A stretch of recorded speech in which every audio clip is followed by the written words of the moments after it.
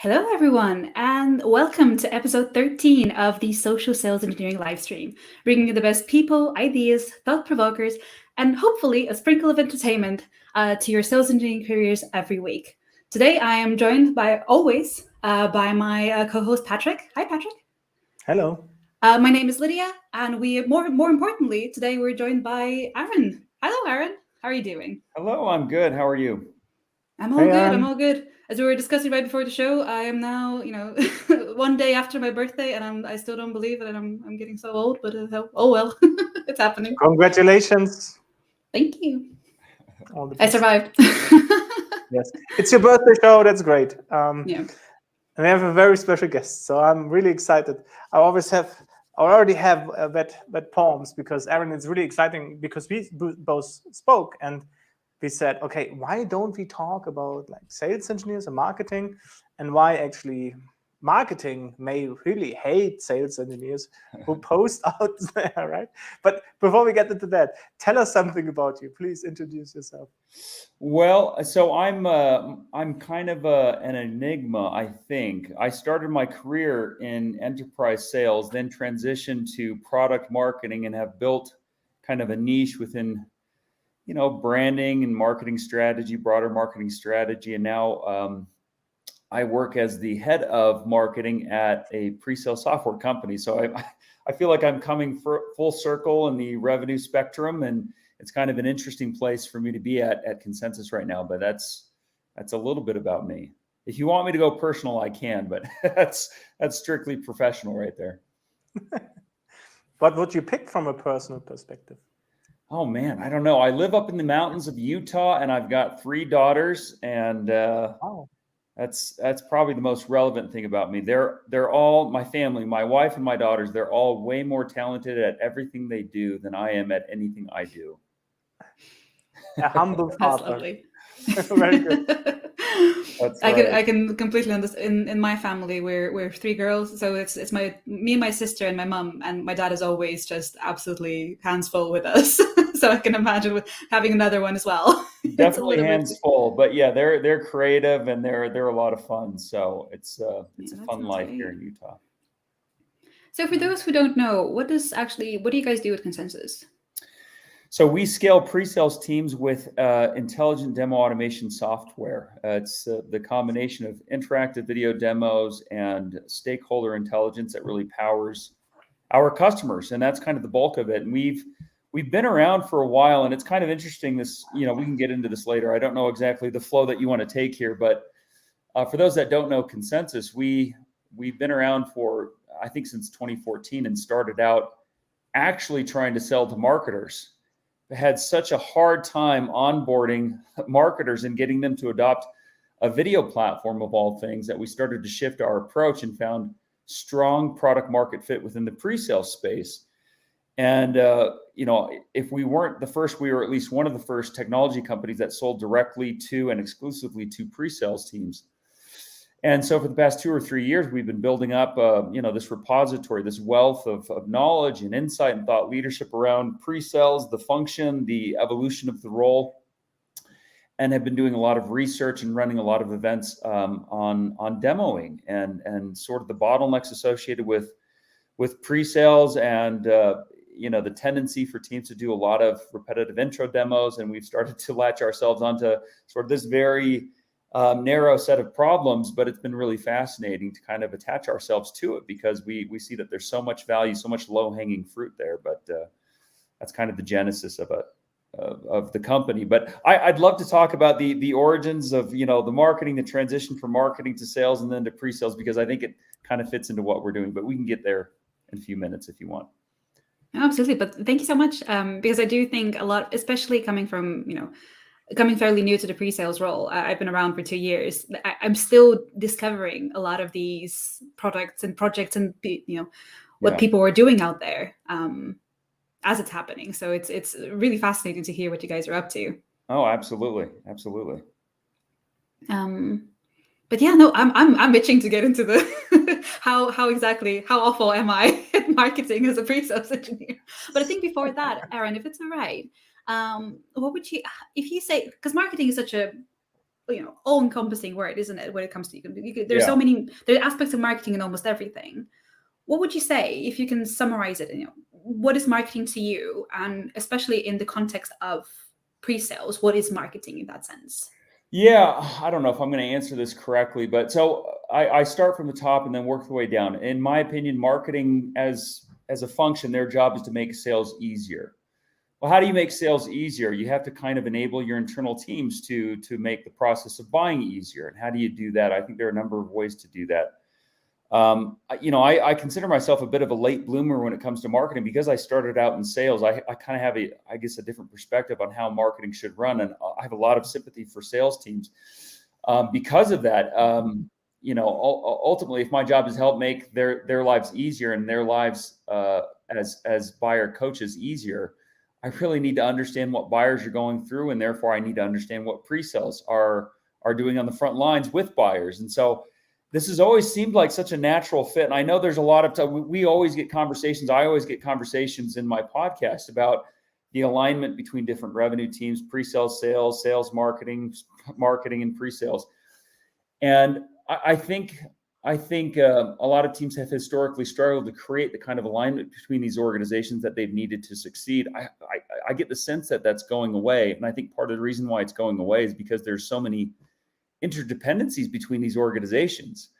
I mean, when I was at my last company in product marketing, I probably spent more time with the pre-sales team than anyone else because they were my source of truth on the kinds of messages that would actually resonate. And as the holder of truth for the company's message, I had to really understand what was going to resonate with the end audience and what wasn't going to resonate. So just from a messaging standpoint, I did most of my interviews and most of my conversations across the organization were with the pre-sales team because they were hearing directly from customers what made sense and what didn't make sense. And so I feel, like I said, I feel like there's this hugely natural alignment that has to happen between marketing and pre-sales and between marketing and sales as well, just to make sure that these functions are not operating totally autonomously from one another. Like they have to be working in concert with one another to have any level of success.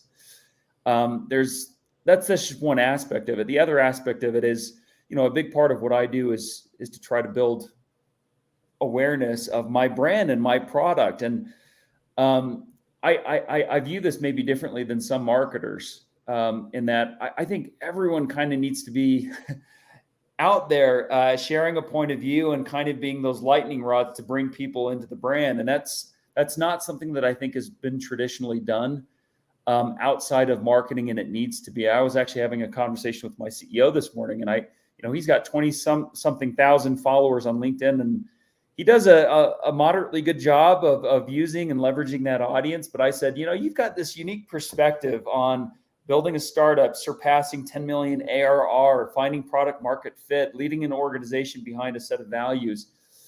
And yet no one outside of this organization kind of knows the ins and outs of your strategy and your way of thinking. And it's like, if you talk to this broad LinkedIn audience about your perspectives on leadership and product market fit and building a startup, sure, not everyone that engages with you is going to be considered ICP, but I guarantee you they're connected with people that are ICP.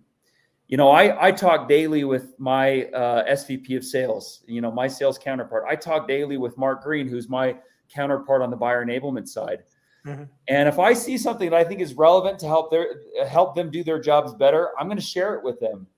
And if someone, because they've done a really good job of, guerrilla marketing or social marketing, they've communicated with me, and then I'm translating that to the people that need to hear it. Shoot, that's how I guess you could consider that part dark funnel marketing, but that's kind of how the world works right now. Buying is so chaotic that you've got to reach people differently. So anyways, I'm going all over the place, but you take away a lot of conflict here already. Yeah, let's greet some people first, and then we will grill you a bit more.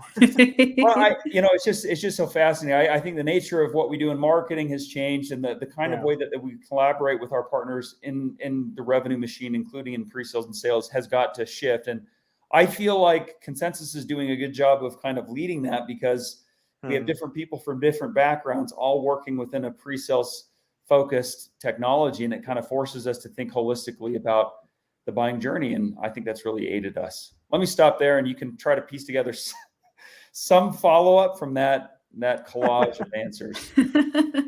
Well, first of all, I'm really happy to hear that you are pushing people like the CEO to put their voices out there, because I think not only pre-sales, right, but just overall everyone's voice has a purpose and has a meaning. So the more people we get out there and talking, the better it is. But to Patrick's point earlier, hi Don. Hi Don. Hi, Welcome. hi to everyone So else on the Aaron, screen. whenever we stop you, it's because of the comments coming in. Oh, Because gotcha. Okay. Oh, yeah, and I see Don there. Okay, perfect. those are more important than at least us, the guest, and the comments are our I agree. priority. So Yeah. we need No, to struggle them, because we want to answer every question that comes in. So people at the screens, please send in your questions. We will answer them. You will get a very detailed answer from Aaron. Yeah, I'll try to button it up a little bit more. You're doing great. Don't worry about it. That's really good. Yeah. What I was wondering, the minute you explained this, and I wasn't aware of this consensus was first targeting marketing. I thought, that's amazing. There's a book out there about buyer enablement, which is targeted on sales, right? A sales audience. So, and you turned around the whole company. Who on earth had the guts to say, we are shifting everything? Like this doesn't work this way. We need to retarget, right? This is massive in terms of your positioning, in terms of your strategy, maybe even the product needs to look a bit different, didn't it? Yeah. So this is I credit Garen, and this predates my joining the company, but Okay. when we initially started selling, the company started selling to marketing. I mean, it seemed like a natural fit. You know, how can we create an automated, interactive experience from a marketer's perspective that introduces people to our pitch, our value, and our product? And so it was like, yeah, marketers, they'd probably need this. And we saw a huge surge of marketing teams buying our technology. But the problem was they never, like I said, they never adopt it and actually get value from it. And I think one of the core reasons for that was marketers, I throw myself into this mix, have this mistaken notion that everything, especially from a video standpoint, needs to be incredibly high fidelity and high quality, right? This is kind of the traditional marketing trope that you got to spend a lot of money on really high quality videos, and that's the only way you're going to create momentum at the top of the funnel. And I think there's a place for that kind of video, but if that's your approach, then to get different levels of video uploaded into a platform like Consensus quickly, I mean, it was taking some teams 3, 4, 5 months just to get started with their first video, right? Well, you're not going to see much value if you're taking that long to upload the content that you need to share in an automated fashion. You're just never going to see value that way. In fact, we had some customers that bought and then never even used it because it was like they went through so many rounds talking with video vendors, building scripts, trying to get the right setting, and they just never were able to launch. And then we noticed we had a few pre-sales teams where we'd give them the technology and they, in the first hour, they'd hit the record button on their computers. They would record 10 different levels of video demos, and then they'd blast those out, and they'd immediately see that the number of their unqualified demos would drop instantly. The, demo lag time would drop instantly. And it was like instant value, and their customers loved it because they were seeing the product and seeing the pitch without having to wait in line for a week.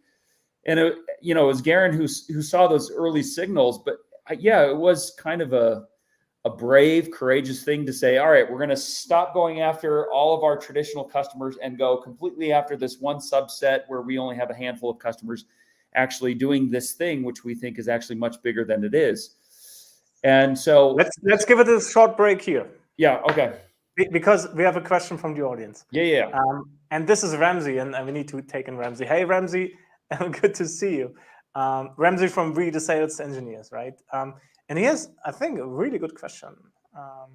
Is there a role for marketing in enabling customers? If so, what is it? If not, why not? Oh, absolutely. I mean, so the idea of enabling customers, so this goes to the notion that, we talk about as a company quite a bit, which is that sellers don't close deals, marketers don't close deals, only buyers can close deals. They're the ones that are selling. They're the ones that spend the bulk of their time building buying group consensus and, trying to make the case internally. And so absolutely, they have to be armed to know how to do that because buyers are notoriously very bad at buying. There's no training for them to do that effectively. And they don't know nearly as well as a vendor what goes into actually closing a deal, even though they're the ones that are responsible for doing it. So what I do is I actually sick my product marketing team on all types of buyer enablement type, content creation. I think that's one of the biggest areas of opportunities is just, in the types of content that you're building and when you deliver it to customers. So my product marketer is tasked with understanding our buyers' journeys and then creating content that fills needs at different stages in those journeys and for different stakeholders. So I think, even beyond that, we're actually using our own technology to create video demos from marketing to help enable buyers to make decisions faster and bring people on board with the value in ways that I think maybe have traditionally been done by sales or pre-sales, and it's working really well. I think definitely there's a role for market. I think most marketers are at least starting to become aware of the fact that buying is chaotic, and unless they're tuning themselves into their buyers' journeys rather than trying to force a process onto buyers, they're going to have a lot more success doing that. And how often do you meet, or your product marketers, how often do they meet customers, real customers talking to them? So I don't mean the numbers you generate, right, by whatever traffic, but real conversation, so that this is, to be fair, this is something we joked about with our product or marketing team, I have to say. Yeah. Some maybe a decade ago or so. But it seems that it never had the contact, right? And put out stuff, and we thought, oh, that doesn't really fit the market. What's going on here? I completely agree with you, Patrick. And again, I'm not pointing any fingers at any marketing department at VMware at all. But it does sometimes feel that there's a sort of disjointment between the field teams, be it sales, pre-sales, and the marketing team. And I think it would, listening to you especially now, it never really crossed my mind that maybe we should be working together as with their knowledge and experience, and maybe our interaction with the customer. Absolutely. I mean, one of my most valuable points of interaction when I was leading just product marketing was I would do quarterly interviews with a subset of customers. I try to get 10 to 20 on the phone at least quarterly. I also was in charge of our customer advisory board, and we've kind of applied the same process here at Consensus. And those interactions happen probably monthly, if not quarterly as well, maybe more frequently depending on the customer. But I think that's hugely valuable. I mean, I also encourage our product marketers to listen in on sales calls, to join discovery discussions and full-fledged demos, and to really understand how buyers respond to different messages and to different questions. It helps inform everything that we do on the marketing front, and that bubbles up to everything we do on the ad front. I try not to create ad copy just in a room with my fellow marketers. Most of our ad copy comes from, lines that we've heard spoken by our customers, right? So one of the first things I did when I joined Consensus is I interviewed 20 of our customers, and I asked them about their experiences interacting with our brand, interacting with us as they went through the buying process. I think it's hugely valuable. If marketing teams aren't doing that, they're missing out on probably their most important touch point. Just for the clarification, is there a difference between product marketing and marketing? Yeah, I think product marketing is more of a liaison between the different revenue functions than the rest of your marketing team.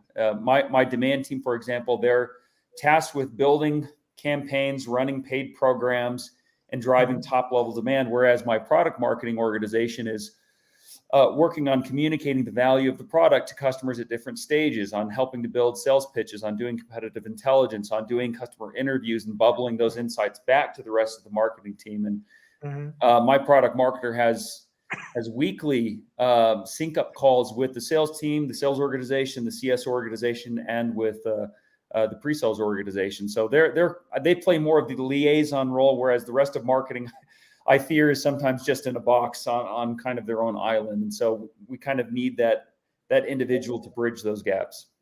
Are you ready for one more question, or for actually a question from Don? Yes.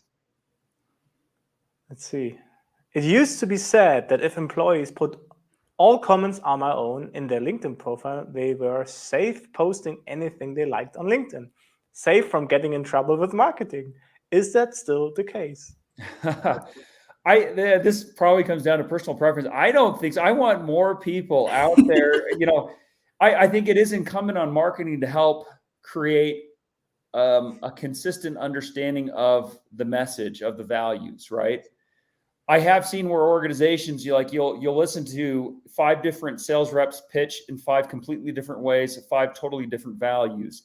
And then you multiply that across the CSM organization and again across the pre-sales organization. Pretty soon you're promoting 48 different messages that are sometimes in conflict. So I do think that can happen if you don't have things buttoned down. But I mean, if you are creating a level of consistency in the way that you message, if people understand your core story, then they can apply their own personal flavor to that pretty effectively. I mean, people aren't idiots.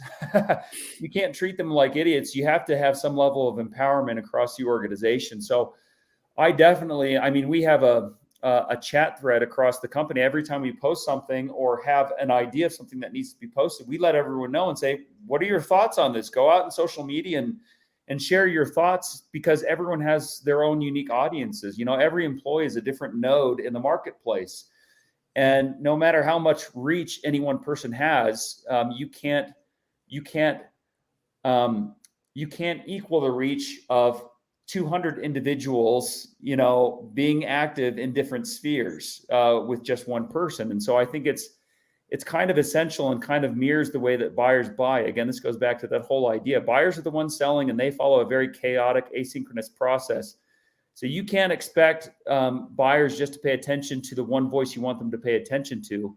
So it's a much better idea, a more effective idea to enable your employees with the right tools, the right words, and then allow them the flexibility to test that out in the marketplace on their own. What would you tell us? So I had a really interesting conversation with the pre-sales who filled RFPs, right? And the notion was our brand is not considered, like, this was a startup, is not considered serious enough or like mature enough in the market, right? And now people start like posting in Wild West, like a meme there, right? A joke over there and things like that.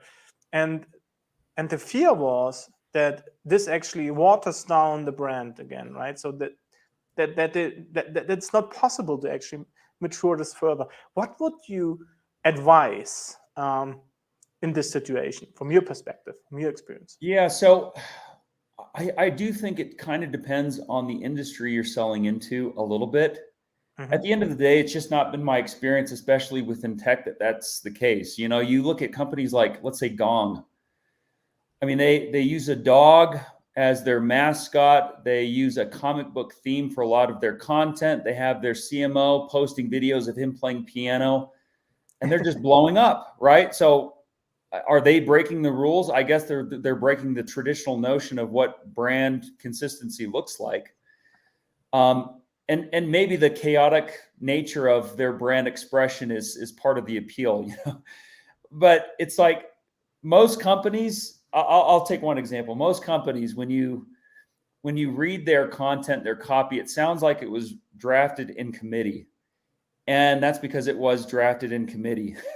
There's so much jargon and it feels so inauthentic. And I think that's probably the higher value is, I think people do confuse when they hear, be authentic. What does that mean? Well, it means being whoever I am, wherever I am. I don't think that's necessarily what it means. I do think it means injecting your own personality into things, but doing it appropriately. There definitely needs maybe to be some guardrails. But yeah, I think that notion that you've got to have things so buttoned down that everything feels very corporate and very contrived.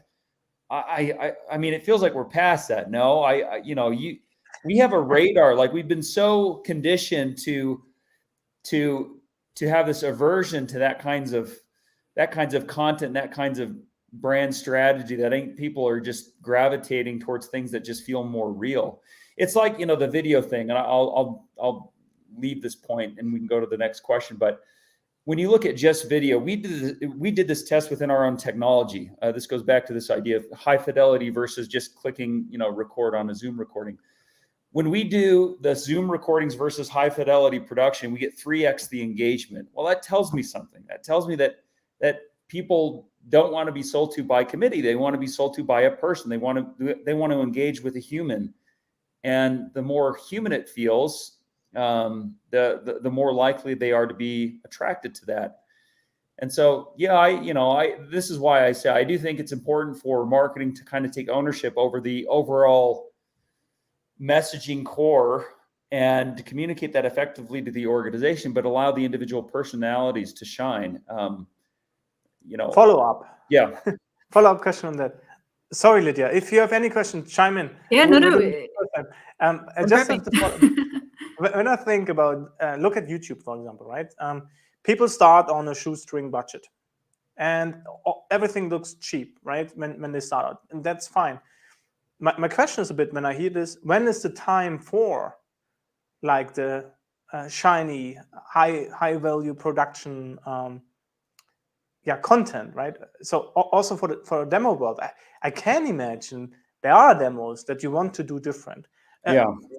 Maybe even just for like some rhythm in the demos, right? Like normal stuff, high fidelity, right? So that you get some contrast also. Or am I wrong? So how do you think, or how does consensus actually think? Yeah, I don't know that I could tell you exactly when that happens. I mean, at the end of the day, I have this friend, Justin Michael, who always has this allergic reaction to people that say, personalization is king. You got to personalize everything. He says it's not really about personalization, it's about relevancy.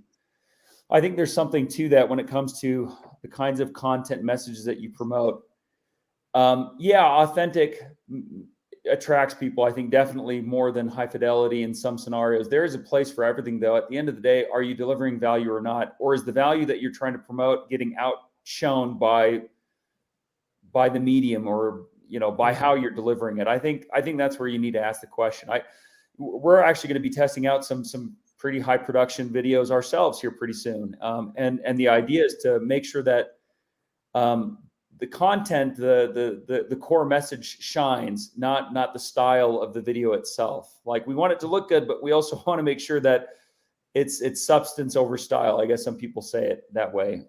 That's really the most important. So as long as we're delivering value, I think that's the more important thing.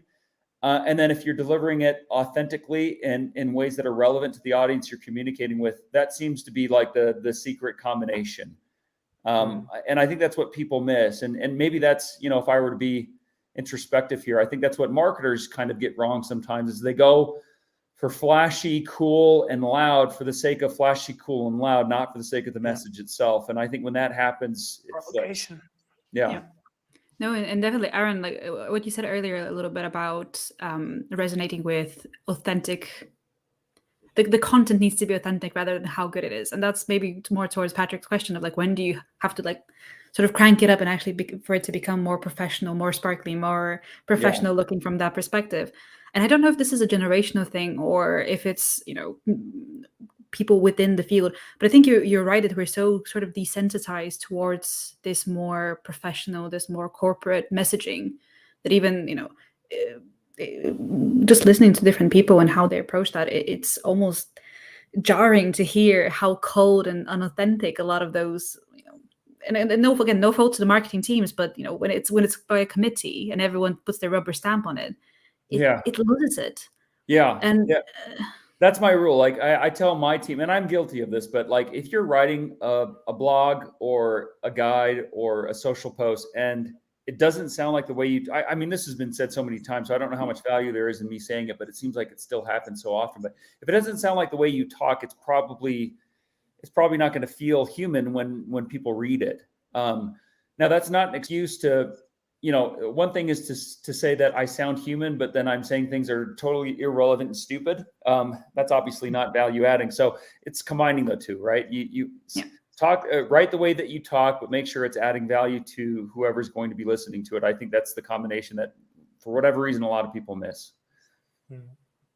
It's scary because you have to put yourself out there. And again, as someone who recently started putting content out there, it's because, even if you are just putting the corporate messaging out there from the company you're working for and you want to put your spin on it, it's always first of all, are marketing going to be angry with me for what I'm about to say? Because I might disagree with their messaging, which is another, big thing. I mean, can you blow up? I used this in my book, The Social Sales Engineer. There was a marketing woman, Maria, and she was against like Elias putting out the post because it destroyed. It was a complete different message to what marketing thought, right? Yeah. So marketing more traditional, numbers make numbers. He wanted to put the human aspect in front, and these were conflicting messages. What happens? Good question. I don't know. I mean, I'd hate to say that we have to enter the dystopian era in which marketing is monitoring every employee's social feed just to ensure that there's alignment on the story that they're telling. It's like, does marketing kill themselves? So will marketing become irrelevant if everybody starts posting? No, I think it's the absolute opposite. I think people that understand the value of this, but don't. That's the most common question or request that I get from our internal teams is they want to be more proactive. They just don't know how to do it. So we actually do social enablement training at Consensus with employees to show them how they might be more proactively, pitching a message or presenting their brand or building their own brand online in ways that are effective and helpful. And yeah, I think that might be like a new function within marketing teams is social enablement internally. I mean, that'd be kind of a cool function. I don't know if that's ever going to get traction, but I think it's very, very useful. Right now, we just have a number of people on my marketing team that kind of wear that hat at different times. But I think the function itself is really critical. So no, I don't think marketing becomes irrelevant. If anything, I think they become more important as partners with sales and pre-sales. And how many active employees are there in marketing? So like I see, and for example, Mark Green, right? He's in pre-sales function. He posts regularly. He builds his brand. Do we have marketing people who do the same? Like you do, of course, but I try to, and we have John Cook. I mean, we have maybe 3 or 4 of us within marketing that are a little bit more, you could say, aggressive. Garen, our CEO, has become more aggressive in that field, and we have Rex, our SVP of sales, along with a couple of sales reps that are post fairly regularly, and we get good traction with all of it. We also try to be active in different communities that are relevant to our space. So yeah, I mean, it's not one thing that you have to do. I do think it's a multi-threaded approach solving a multivariate problem, if you want to call it that. But and again, I'm looking at this through the very narrow lens of a tech company, a marketer within a tech company that works closely with sales and pre-sales, and not everyone has that same experience. So it might be different for different companies and different industries. I just see it in our space as being so essential to success, and I don't see any leaders that are not doing this. That's so you say everybody's doing it. Not everyone. I think leaders are doing it. Like I mentioned Gong earlier, like they're very aggressive, like with all their employees. Outreach does this pretty effectively. There are some pretty well-known brands that from their outset have been, front and center about having their employees be very aggressive and promoting ideas and building their own personal brands. And by default, that helps build the company's brand. Lucid's another one that's based out of Silicon Slopes. I mean, there's quite a few that do this very effectively. Could you think of, sorry, Lydia, go do. No, it's okay. So Aaron, imagine you're, an SE that's hearing your messaging right now and goes like, okay, I need to do better. So first things first, get in contact with your marketing team, get closer with them, and just introduce this idea of potentially having a mentor within the marketing team for, let's say, like the pre-sales organization, get them more on brand in that sort of sense. The second one, and it's the second point I wanted to make, and it's highlighted by the fantastic question from Gary, is, okay, all I know what to do now is just to add the things that the marketing team is telling me to add to an email and send it off. So the question is, what centralized tools do you use for post-demo follow-up? Just emailing attachments with marketing material, or is there a newer, innovative way of delivering that material? Good question. I don't know that I'm going to have a great answer for this. I mean, we use our own technology for demo follow-up. So Consensus is great for this. I know sales enablement. If the question is about, providing assets to customers, it looks like post-demo follow-up. So after you have a demo with a customer, if I'm understanding this, how do you create a kind of sequence of engagement? I mean, there are all sorts of tools from outreach and seismic and high spot and Consensus for different use cases where you can achieve this. I mean, it kind of depends on the problem you're looking to solve. I guess it really comes down to that. Right. So it's more of a per individual basis, figuring things out as they go. Yeah, I think so. And usually there's a case to combine different technologies for different life cycle stages, and again, solving different sets of problems. I really think it kind of comes down to that. Again, that's if I'm understanding the question, Gary, but you can add a follow on if I'm missing it there. But you did mention, so I'm going to take a path away from this question real quick, because you mentioned Mark Green earlier. Mm-hmm. I mean, he's one that he doesn't really have to come to marketing. He knows the space, he knows the challenges customers are dealing with, and he knows kind of how to address them. So by all means, get out there and kind of promote that. He knows the kinds of assets and content that customers are going to need post the initial discovery call as well. And so he's got a good motion, and that's documented for the rest of the organization to follow if it's successful. I mean, we're now at the age where almost every revenue function can operate at a very high level with data. So my BD team, for example, we look at sequences. What sequences are working, which ones are not? Let's lean into the ones that are actually working for different purposes. Which campaigns are working for paid spend, which ones are not? The sales team does the same thing. Which content pieces are actually resonating with audiences and getting downloads? This is what we do within our technology. Which demos actually get viewed and shared and which ones don't? And with which audiences? And how can we adjust our approach to meet sort of the core of the buying group more effectively? So there are a lot of technologies that kind of accomplish different avenues or different aspects of that. Go ahead. Let's say, so Mark now starts posting something, and it's pretty new, right? So maybe a new approach and a new message, right? And it's obviously more successful than what you do in marketing. Would you be sad, or would there be bad feelings? Or would you say like, okay, we follow now Mark's message, let's switch? What would you do in this situation? I don't know. I don't know too many successful leaders that hold tightly to the pride of ownership. All I care is that we're winning and doing it effectively and honestly, right? So we'll do these brainstorming boards, these messaging brainstorm boards, and it's like, all right, let's test it out. Whichever one works. We actually did this recently. So we had Mark do an intro video to have people watch a demo, and we ran these as paid ads, right? So it was a 30-second video talking about our value, and then, hey, the call to action was watch one of our demos right now.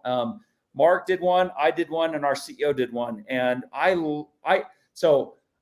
think I got more views than they did, but I had fewer conversions. So I don't know what that means, but we're like, all right, what matters is the conversions, because mine are obviously not performing. So this is a case in point directly to your question. We shut off mine because they weren't working. Yeah. I don't care. I don't get paid on whether my ads work better than somebody else's. I get paid on whether or not we hit our targets. I don't really care. Cool. So if my words don't resonate, then we'll throw them in the trash. All right. I have a question from Grant. Hey, Grant. Great to see you. For SCs focused on verticals, would you think it's okay for an SC to write content related to a vertical, which may not be seen to be directly benefiting the company? So intuitively, my response is yes. I had a kind of a related conversation with my CEO this morning about this. In his posts, does he write directly to the pre-sales community, since that's who we sell to? Or does he write posts that are maybe more broadly applicable to startup founders, to sales leaders, to other CEOs, to practitioners even? My personal view is that because people talk, you can't afford just to talk to one audience in every channel. Now, maybe your website needs to be very dialed in. Maybe some of your blogs need to be very dialed into a very specific audience. But I think what's cool about a channel like LinkedIn is you can afford to have conversations with people that may not eventually be buyers. I mean, I mentioned this already, but I'll repeat it. I have daily conversations with my SVP of sales. I've already passed along to him things that I thought were valuable, or I've tagged him in posts that I thought were relevant to things and problems that he's trying to solve, because I saw it and he didn't. Well, what if somebody in these other verticals sees a point of view that you share to them and they're like, oh, I have a colleague in this other vertical that is probably relevant to Grant's, area of focus. Why don't I tag that individual? I mean, that happens so often. There's a great example. If you follow Kyle Coleman, who's at Clary, I think it's Clary.io. I can't remember, but the company Clary, he posts every day about SDR best practices, and almost all the comments are marketing leaders or sales leaders tagging their BDR leader. It's like, why not create that kind of motion? I mean, why would anyone be opposed to that, in my opinion? Perfect. Thank you. Awesome. No, that's really valuable, especially when you can merge ideas, right, from different domains and verticals. This is immensely powerful, right? Also from a creativity perspective, right? You can even create own assets based on that. Oh, absolutely. Oh, there's more from Don. Let's get this in. I'm getting nervous. Oh, yeah. I'm so happy Don asked this because I wanted to ask this. Go ahead, Lidia, please. Okay, so some large tech companies have employee advocacy programs. So I have the company I work for has this, and expect and measure employees to regularly share company marketing content on LinkedIn. Does this work? Ouch. I don't know. I worked at a company once where the marketing team drafted 5 different versions of posts for every content, every announcement. And they either shared that through different employees' LinkedIn accounts, or they blasted it out to their employees and said, pick one of these and post it. Yep.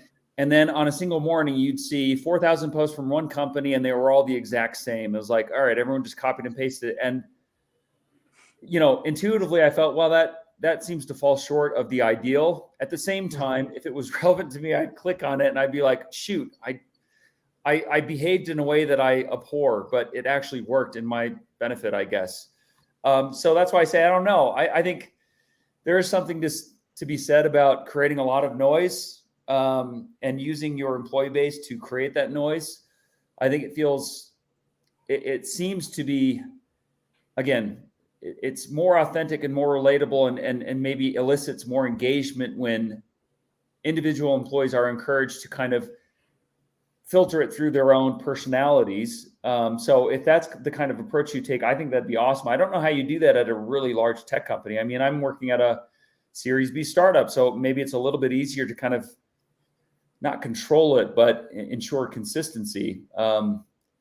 But yeah, I don't know. I've had both good and bad experiences with those kinds of programs. So it's hard to say one way or another whether or not it's good. From your perspective, from your experience, what are targets related to that? So why are they actually doing it? So like it's a shotgun approach, right? You just shoot and you hope you hit somebody with the wide range. What's the target behind, except like annoying people with this content? So for me, there is a measurable path. So for example, the more engagement we get on our LinkedIn account, which we can tie to the level of engagement that individual employees get. So there is like a conversion, if people are engaging with a message from an employee, a certain percentage will go to the employee, the employer of that employee, and then a percentage of that will go to the website. Well, if they get to the website, our top level action is for them to start watching an interactive demo right then. And so we have seen a direct correlation. When we make noise and create splash over the next couple of days, we see a slight bump in the number of website visitors, and therefore a slight bump in the number of people that go through our demo experience. And we always convert a certain number of those to an opportunity, and a certain number of those will close. Now, I don't know if I can attribute it directly from the start to the finish, but we do try to take stock of different catalysts for engagement and what's driving bumps in engagement. And so, are there more effective ways of doing that? Probably. As a marketing leader, I probably need to be doing a lot better, but I do see that correlation, and it seems to be pretty clear when we do have a specific event that's eliciting some sort of response or level of engagement with an audience. And is it the same when you post your newest burning pre-sales episode, or if Mark actually has a home run post? Is it the same effect? Yeah, I mean, we've started. It's more anecdotal. I don't know how to track it effectively, but we've closed a couple of deals from customers who, after they closed, we asked, "Well, how did you initially hear about us?" Well, through the Burning Pre-Sales podcast because of a guest that you had on the podcast. Well, that podcast cost me nothing but a half hour every week. That's literally all the time that I have to put towards it to actually create some content of value. So if I'm closing 2 deals or 3 deals over a 4-month period, shoot, that's a win. Those are deals we wouldn't have otherwise closed probably. This gets into the arena of dark funnel marketing, which is, an area of marketing that you can't really attribute an ROI to or track as directly as you can, like, let's say, ad spend. But it's so critical because, again, this is where our buyers exist and live. And so if you're not existing in those same channels, you're missing out on an opportunity. But yeah, I do think there's something to be said about that. Yeah, amazing. This Grant's opinion also, Don Carmack, a great question. Personally, it seems robotic and feels contrived. Yeah, I mean, that's why I said it. That my initial response is, man, everyone's posting the same thing. They obviously didn't put any thought into it. At the same time, I've caught myself clicking on those links or those promoted posts from employees who are just copying and pasting the content for marketing. So maybe I'm just a sucker, but it's worked. It's hooked me in once or twice, but for the most part, I guess you could look at this from a more long-term lens. Does it make me feel less excited about that brand? Probably. There's probably a psychological element there where I feel like, either they don't have enough trust in their employees or they're not taking a more proactive approach to empowering their employees. And that kind of hurts the brand experience a little bit. Yeah, I do think there's an element there. And I'm definitely feeling that as someone who gets those posts to actually share with my community, because I'm very keen on LinkedIn and the people I talk to on the daily. I want them to talk to me, right? Not talk to the marketing team in that sense. Yeah. And it's very difficult to sort of. I'm hearing you. Yeah, right. People will click. It is helping the general, getting the news out there for some new development of the tool or whatever. But it feels so. Yeah, I want to say icky to post those posts. It's less effective, right? Because you see those posts from employees who generally don't post anything except for what marketing tells them to post. Yeah. And 95% of the likes or the comments are from employees who are doing the same thing. It's like, I'd rather have a third of the engagement, but have it all be with people who are actually engaging because it's an interesting topic or something like that, right? I think that does go to building your personal brand and your company brand more effectively. Do you have any, can you share numbers, like just out of interest? So what is the most watched marketing? So marketing created like post from Consensus, and how many views did this have? So let's look at it from a content perspective first and then from a post perspective. So from a content perspective, our most trafficked content is our SE report. It's our research. And I think part of the reason is people have come to expect it, especially within pre-sales. It's very lengthy, very thorough set of research. What's interesting is we tested different types of posts and ads related to the research. So we created these simplified versions of charts within the research as the main image. And then we just copied and pasted the main image, which is much busier. It's funny that the busier image, like the original, more technical image, gets way more engagement. Maybe that's just a pre-sales thing, because that's like, as a marketer, I was like, all right, we're going to create these sexy, very sleek, toned down versions of the charts, and they're just going to catch your eye. They got half the engagement. I do think that is in part due to the nature of this audience. Pre-sales just seems, again, they want the full story. They don't want some faux representation of data. They want the data. And maybe that's more broadly applicable, but I found that interesting. Another thing that I find interesting is posts that either talk about people, right, that promote employees getting a new job, for example. Those always get tons of engagement. I think people generally like to acknowledge people that are moving up in their careers. Like that's a good thing we want to celebrate. So we get tons of engagement with that. We get tons of engagement when we have an event or content or a webinar or something with someone who's known and who is credible. So like your podcast episode, Patrick, or with Peter, with Don, and with Carrie Sikowski, like those always get like huge engagement, more than anything I ever post. The third tier is memes. Specifically, you'll like this, Lord of the Rings and other fantasy memes. I don't know what's up with the audience. I think that's going to get overplayed pretty soon, but I did a post with Frodo Baggins. It got like 200 likes and like 50 comments. And I was like, oh, this is so depressing. I put no thought into this and everyone liked that. But the ones that I really think about like get no engagement. So I don't know. People like to have fun. Maybe that's the interpretation. Like, again, these are human beings. So when you tap into something that kind of pulls them out of their corporate mode and into their personal interests mode, that seems to resonate. So people and funness seems to drive a lot of the engagement. Aaron, I follow so many accounts. Sorry, Patrick. I follow so many accounts that are practically just meme generators for technology, for networking. And it hits again on that, like it's authentic, right? It's talking about work. It's still it's still getting the message out there, but you're making it in a authentic human way. And also just as a side note, I think the Venn diagram between people that are big nerdy fans of things like Lord of the Rings and pre-sales engineer is practically a circle. Yeah, what is that? I want to go into that. Like, this is a whole like set of research not related to my job that I'd love to do someday. Like, everyone's reading the same 5 fantasy books within pre-sales. That's what it seems like. Sounds good. That would be interesting. But at the end, the point is, and this is part also of the trainings we do with my students, it's not about the number of likes, right? And that's maybe the difference between marketing and brand building.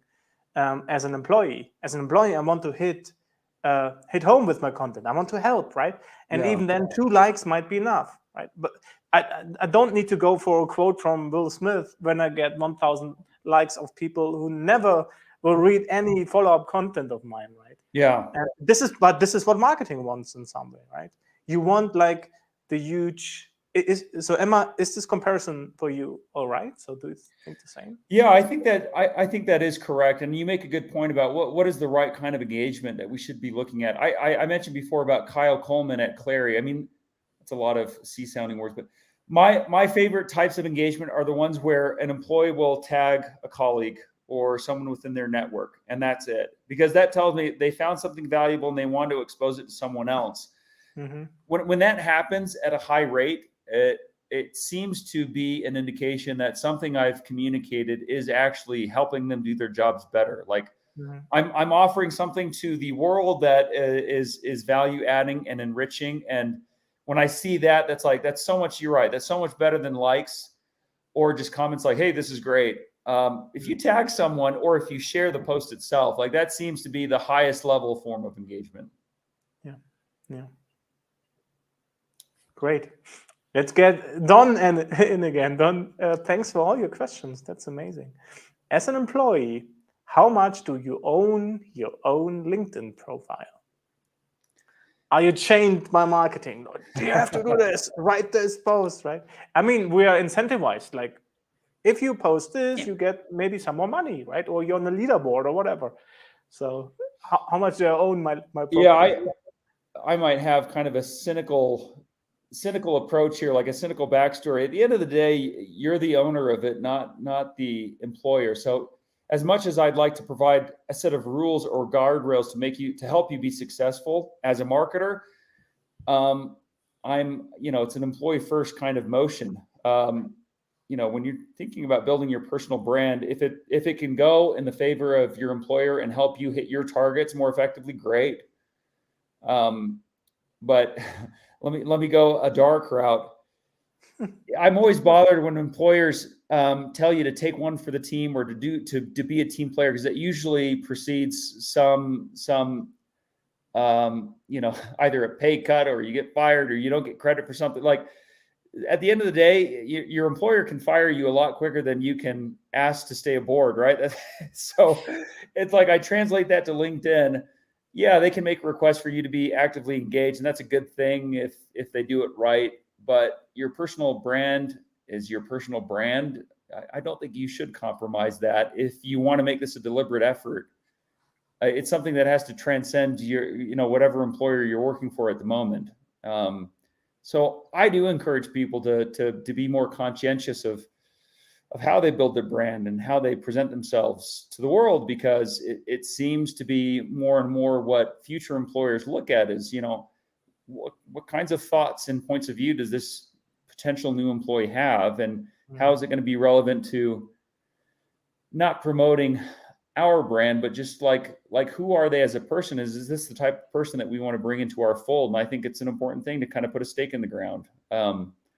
This is why I don't just post things about pre-sales, even though that's what my employer does. And I'm really passionate about our point of view. I'm also passionate about branding and about copywriting. And, I plan to stay around for a long time at Consensus, but if I ever leave, I want my future employer to know that these are things that interest me.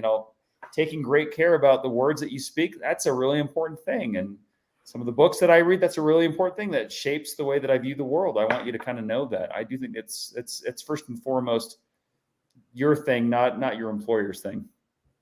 A point, Aaron, around the personal branding side, and that if we do own a large chunk of our LinkedIn profile, what would you recommend as a potential, like, books or learning materials on how to be more, I guess, marketing savvy in that sort of sense, to understand and maybe put our own guardrails so we're comfortable with them, yet we're still doing the right thing for our employee or employer? Sorry. That's a good question. Yeah, I don't know about, other than what you've done, within the social sphere for sales engineers, like broadly speaking, building your personal brand. To me, I'm still not good at it. I mean, I need to be way more consistent. I've not found the right balance for my own personal brand. I try to model my behaviors loosely off of people that I look up to and admire. So, there's 4 or 5 people that I kind of follow, and, I generally like what they present, how they present it, and how it makes me feel about them personally. And I'm like, well, I want to create that same kind of experience for other people, for people that follow me. And I don't know, that might be the best approach. There's Dave Gerhardt, who used to be a vice president of marketing at Drift. He went on to be a CMO. I think he runs his own little agency now. He's a great one for marketers out there. This is just to give you an example. He talks a lot about copywriting, about brand building, about having a point of view. And so, I see what he does, and I'm like, yeah, that's kind of the vibe that I'd want to create. It kind of matches my own personality. And so I'm going to model kind of what I do after what I've seen him do. And I think everyone kind of has examples of that. People in pre-sales probably follow Patrick for that same reason. Yep. And you, Lydia, now that you're host of this, 13 episodes in, right? We're on number 13. I mean, people will start, yes. Yeah. So people, I think, will model what they see from people that are doing it effectively. And that's I just looked at Ramsey or other people, right? So there are, I have role models too, right? But maybe this is the cascading thing. Yeah, definitely. Yeah. One last question from my side, and just a prediction, maybe look into the future, please. When will, like, pre-sales that also have a brand on social media, when will they get paid for that, and how? I honestly don't. I mean, so I see the trend. So I'll look at this from a research-based perspective, and maybe this is a roundabout way of getting there, and I'll try to keep it short. So in our last round of research, we found that for the first time ever, pre-sales support sales exclusively only 2% of the time. So only 2% of pre-sales teams support sales exclusively. They're getting pulled and stretched across the customer life cycle, which means they have more influence across decisions that are made before engagement, during engagement, and well beyond a deal is closed, which tells me that their level of influence in all channels is only going to have to increase because of what the expectation is on the buyer end. What kind of implications does that have for pre-sales within LinkedIn or other social channels? I don't know. I think it's going to amplify. I think it's going to look a lot more like what marketers look like now in 5 years, at least. And marketing will look totally different in 5 years. Who knows what that evolution will look like? But just by virtue of the fact that they're getting stretched and pulled into more customer engagements because of what customers expect from suppliers that relies more and more on pre-sales, I think there's going to have to be that acknowledgement that they now have to exist in more channels because their buyers exist in more channels. I think it's just it's downstream of buyer behavior. So at some point, they're just going to have to get on board with that, in my opinion. So will we get paid? Yeah. To answer your question, absolutely. I think we're already seeing former pre-sellers join marketing teams as community managers, specifically to speak to community, pre-sales communities. I've never seen that. That's something that's only happened in the last 3 or 4 months. So yeah, roles are already opening up within marketing to specifically focus on messaging the pre-sales team. So yeah, that seems to be an indication that that's where it's going. Yes, more money. Thank you. That's what I wanted to hear. Okay. Great.